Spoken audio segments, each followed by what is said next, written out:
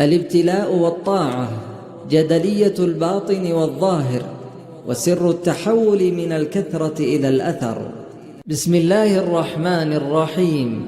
ليست قصة طالوت مع قومه مجرد مشهد تاريخي يستعاد، بل هي بنية متكاملة لفهم سنن التحول في النفس والجماعة، حيث يتقاطع فيها الباطن مع الظاهر، ويتجلى فيها أن النصر ليس حدثا يصنع في ساحة القتال، بل حالة تولد في أعماق القلوب.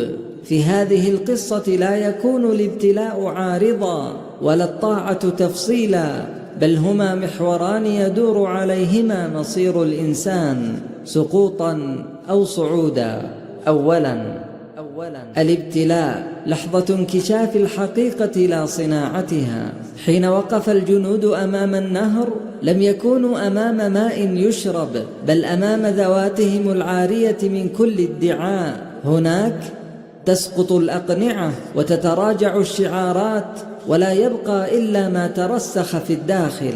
فالابتلاء لا ينشئ معادن الناس، بل يكشفها. إنه أشبه بضوء مفاجئ في غرفة مظلمة، لا يغير ما فيها بل يظهره كما هو. ولهذا فإن أخطر ما في الابتلاء ليس الألم، بل الحقيقة التي يفضحها، أن الأنصاري قد يظن نفسه ثابتا، حتى تأتي لحظة صغيرة كشربة ماء فتهزم صورة بناها عن ذاته لسنوات. إن النهر هنا ليس ماء، بل رمز لكل اختبار يبدو بسيطا في ظاهره عميقا في أثره. شهوة عابرة، قرار مؤجل، تنازل صغير، لكنها لحظات تعيد تشكيل المصير. ومن هنا نفهم أن السقوط لا يبدأ بالكبائر، بل بتصدعات دقيقة في جدار الطاعة تتسع مع كل استجابة للهوى، حتى يصبح الانهيار حتميا. وفي المقابل فإن الثبات ليس موقفا لحظيا، بل تراكم اختيارات صغيرة انتصر فيها الأنصاري على نفسه، حتى صار الصبر جزءا من تكوينه لا مجرد ردة فعل. ثانيا الطاعة، انتقال من الامتثال إلى الاندماج. الطاعة في ظاهرها فعل، لكنها في حقيقتها حالة، ليست مجرد تنفيذ أمر، بل إعادة تشكيل العلاقة بين الأنصاري والحق. فالفرق عميق بين من يطيع وهو يقاوم في داخله، ومن يطيع وقد سكنت نفسه وانسجمت إرادته مع ما أمر به. الطاعة ليست إذعانا أعمى، بل اقتناع مبني على فهم أعمق للمعايير. فالطاعة هي الفصل والمفصل في الطريق. الأول ينفذ لكنه لم يتحرر، والثاني يتجاوز التنفيذ إلى الفناء في المعنى، حيث لا يعود يرى الطاعة قيدا، بل طريقا إلى الاتساع. ولهذا جاء النص القرآني دقيقا: فلا وربك لا يؤمنون حتى يحكموك فيما شجر بينهم ثم لا يجدوا في أنفسهم حرجا مما قضيت ويسلموا تسليما.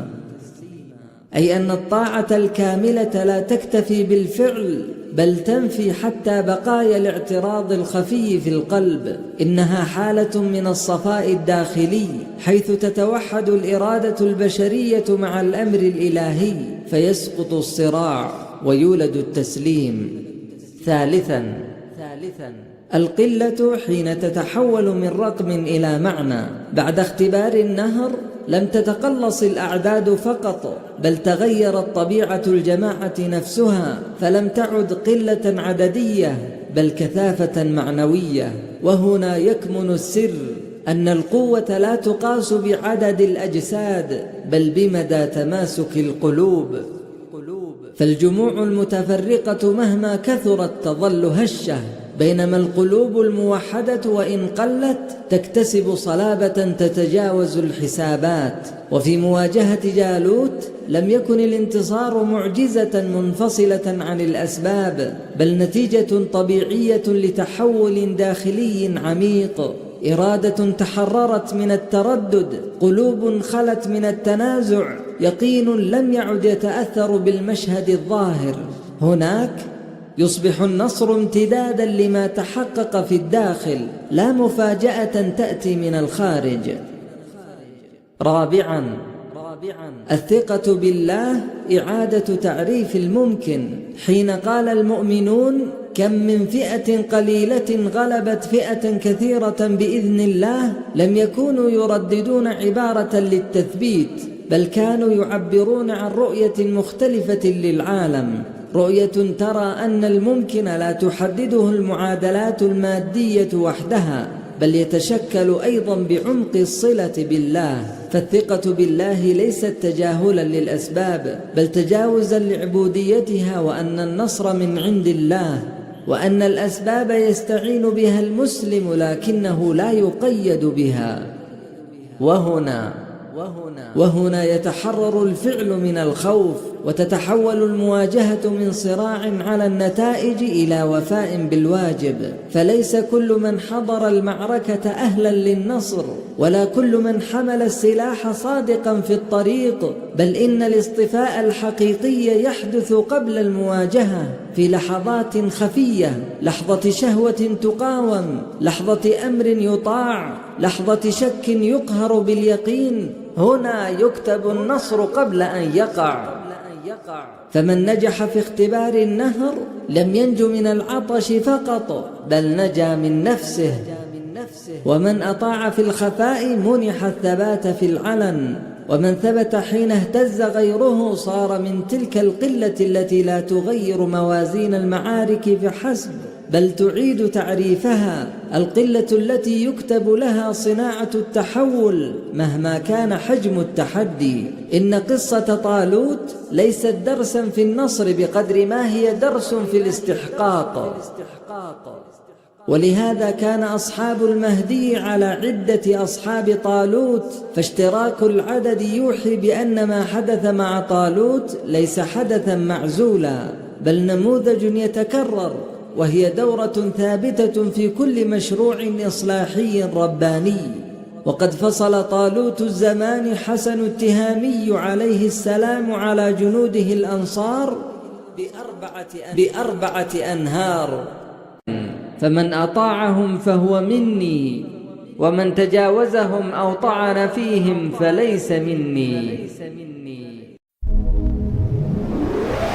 يا سائلي عن هويتنا ومنهجنا، حرجوك تسمع كلام الحق بالانصاف، والمقصد الله رب العرش خالقنا، ذي قد غمرنا بكثر الخير والألطاف، وابن التهم حسن لله قايدنا، من عالمة النبي السادة الأشراف، بين لنا الحق بين الله وارشدنا، وقام نهج الخلافة بأربع أهداف.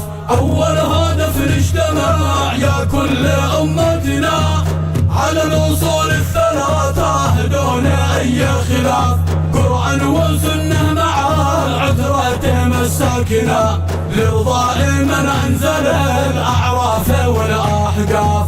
ثاني هدف نتحد نترك تعصبنا، لا مذهبية ولا أحزب ولا